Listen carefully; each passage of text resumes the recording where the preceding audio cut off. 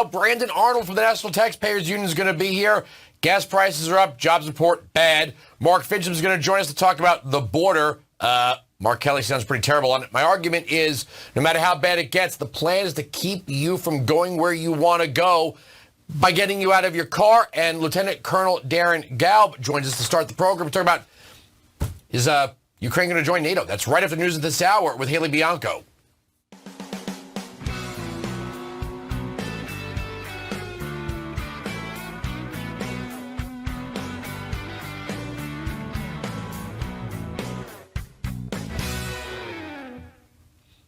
Welcome to the program. I am your host, Andrew Wilkow. We made it. It's Friday.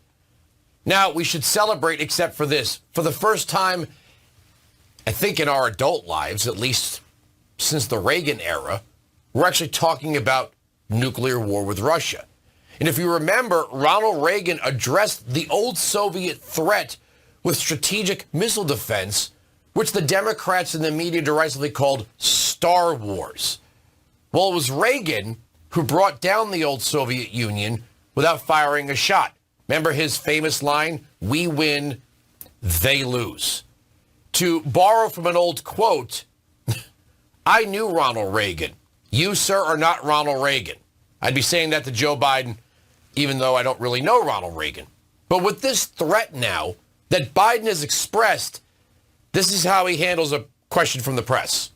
Mr. President, will you talk to us about Putin, sir? You think Armageddon is coming, sir?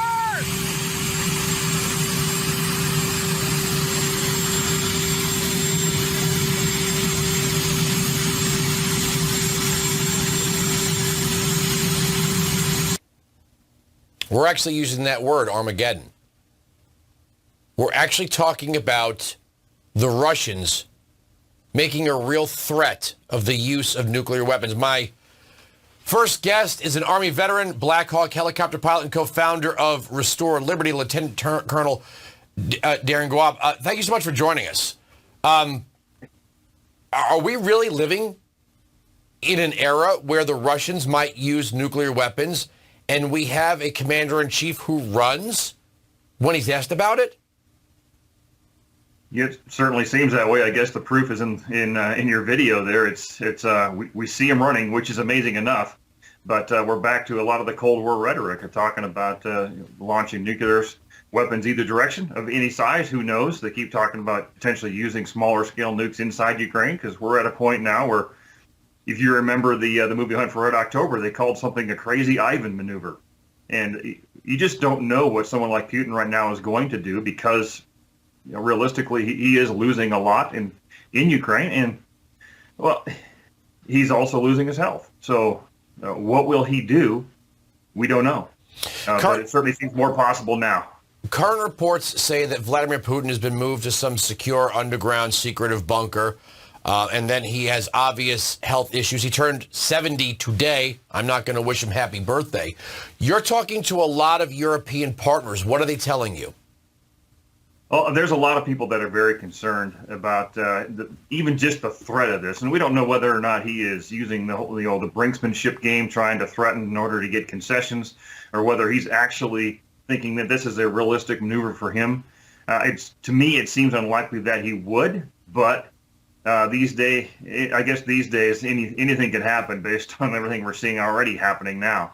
So the people from Europe are very concerned, not only because of the threat of the use of nukes, but what they're already dealing with the extremely expensive energy, and sometimes just the complete lack of energy to get through the winter already.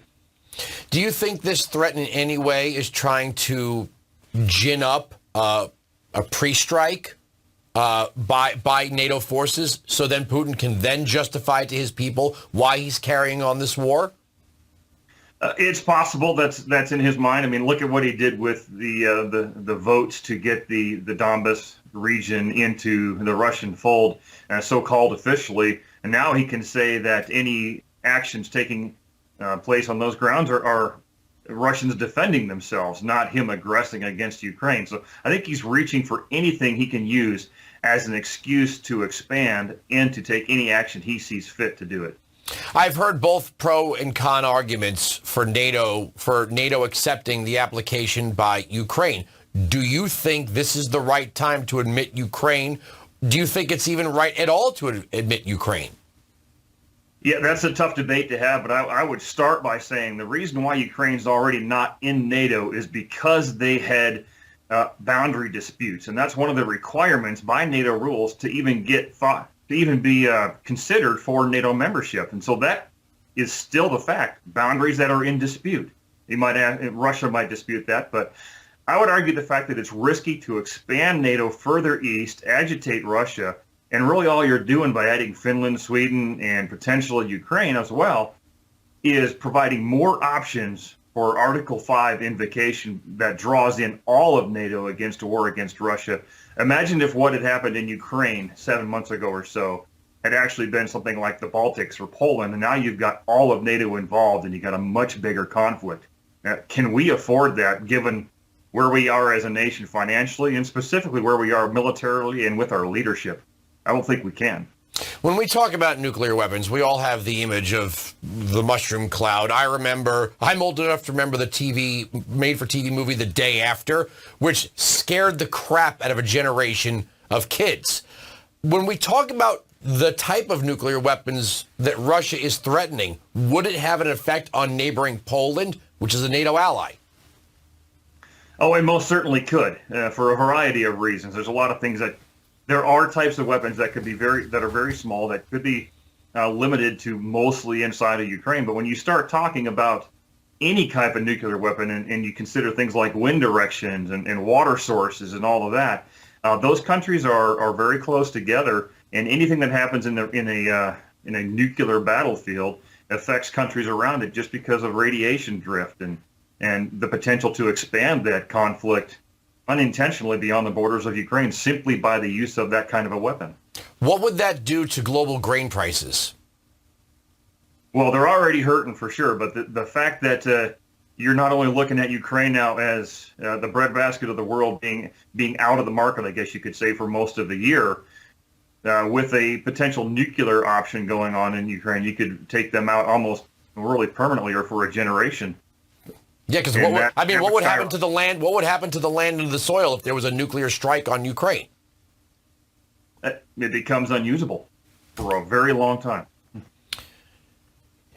The media waved that World War III flag every time Donald Trump tweeted at Kim Jong-un in North Korea, who are not launching missiles at Japan. Do we have confidence that the fate of the world, not to put it into a movie plot, may rest in the hands of Joe Biden? Well, I think that should scare anybody for obvious reasons. But ultimately, he's not really the decision maker. He's just doing what he's told for the most part. He's really just a pen signing things up there. Between him and Kamala Harris, that's probably the worst administration I've ever even seen or even read about in American history.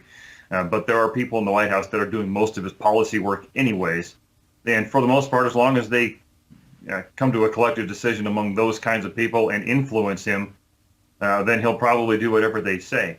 But if the Americans are looking to the White House for confidence and leadership, they're looking to the wrong place. Well, I will say this. You heard the Prime Minister of Finland when she was asked, what's the off-ramp? She said, Russia gets out of Ukraine. And that was it. Full stop. She walked away. I got to leave it there, sir. Thank you so much for joining us.